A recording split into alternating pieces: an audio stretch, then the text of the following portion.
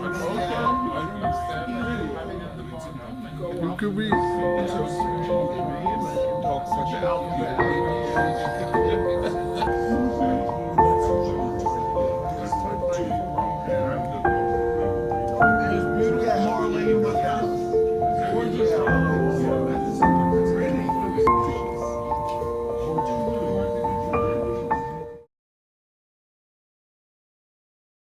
Coming back from the war, so eager to make our society stable again like they had left it.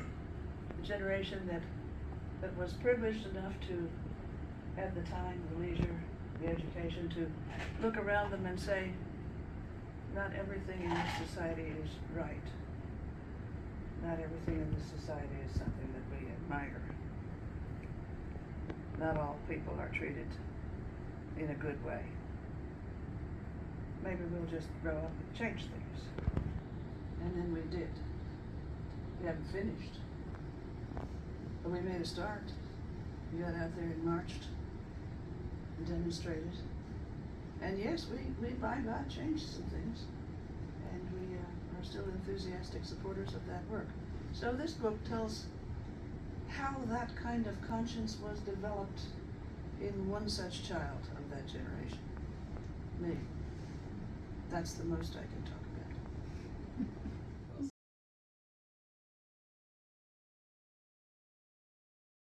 60 poems that I've written, and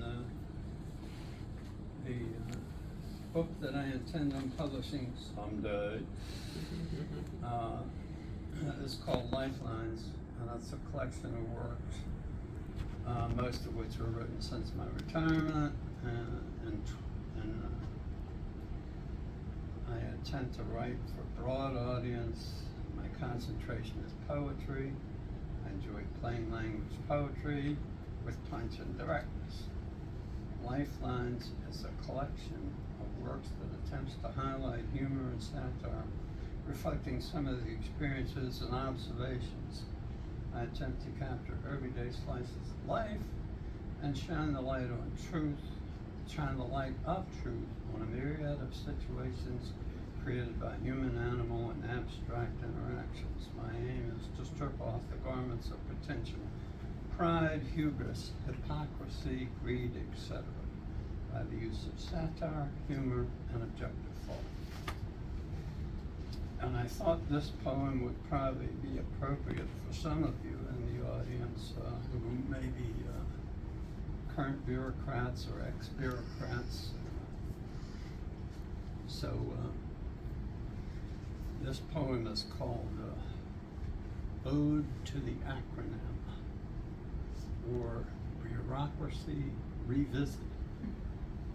And ode is not spelled O-D-E, it's spelled O-W-E.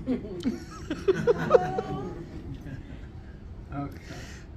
Once upon a future time, long ere this world had passed its prime, facades imposing of this town had long since crumbled, tumbled down. The sands of time had formed a cave and fast entombed the federal enclave. Latter-day bureaucrats had met their fate, but not a one at that pearly gate. Upon this scene touched down a starship, light years journeyed on this trip. On a routine expedition, archaeology was its mission, bent on solving the age-old riddle of Earth's demise on a nuclear griddle. And what precisely was the condition that led to final bureaucratic attrition? Whir of servos filled the air. Brilliant lights searched here and there. Ship's hatch opened with a clatter. Zoomed to Earth, a kryptonite ladder. The crew to terra firma raced. Neil Armstrong's ghost by each was paced.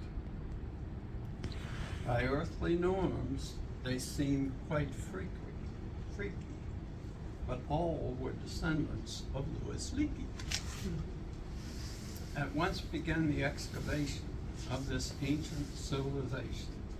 Finally reached the enclave floor, disclosed a massive copper door with laser axes reduced to splinter, strode into the archive center, each digging with a laser hammer, unearthed the most amazing grammar.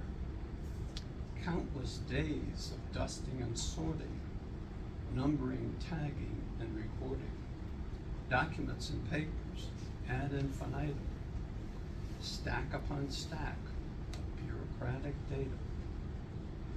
Ensued research month after month, and third in search of a thread, a clue, a hunch, a key to decipher this cryptic brogue, invented, no doubt, by some ancient rogue. Words were arranged in logical cues. Words such as ASCII, aspirate, and muse. Audubon, Audidin, comus and pert, doodad and dotsy, nomus and skirt. SOP, Samus, Sato and zip, millstep, millstrap and millstrip. Coco and go-go, go-go and fips, forecastle and Fortran, flowball and nips.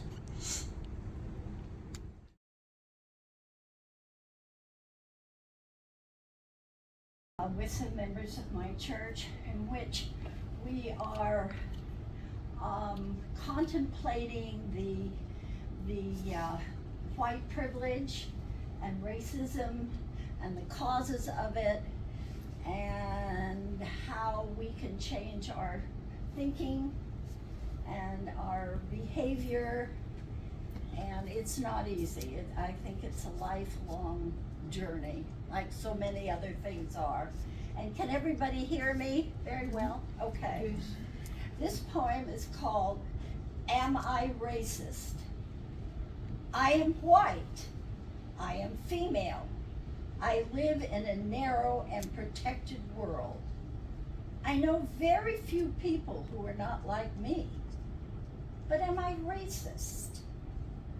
When I write poems about the pain of people of color, do I really feel their pain? In my mind, my heart and understanding, in my gut? If they read my poems, look at my paintings, will they think, what does this white woman know about a black woman's pain? Why does she even bother? She will never get it. No matter how hard I try, I will never quite understand. In my white world, the world of those who are always afraid. Yes, I am racist.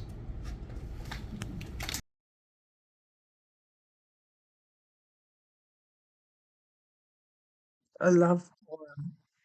One day I was happy enough to see the earth's kindness to me. Love came through in many ways. The trees were massive with love. Love flowed out from the sky. Stars embraced me with their love light. The big mother sun wraps her warmth all over me, adorns me with her shine. People gift me their tenderness, and birds say in all ways how easy it is to sing of love. One does not need happiness to see it. If I come from where you come from, sand in my veins, choke is my sound, my heart in your wasteland. If I come from where you come, sunshine feels like pain. Hope is dressed in darkness. I learned from you the only way to breathe, so no one knows I exist. and the earth is stealthy about who or what I am. No flower knows me, no river flows with my memory.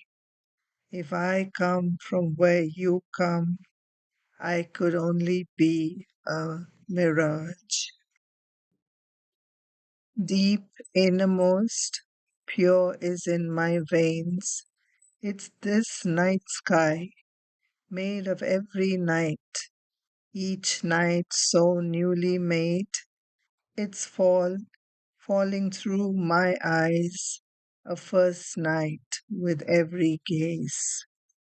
I interview the stars, this plan of the planets, whose idea was it? When the sun first went down, did the darkness frighten? So someone arranged for moonlight. Take me through the how. Who consults? Who decides light must be bright, be white?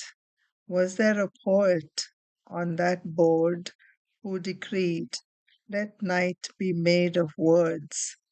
Let it be green, yellow, red.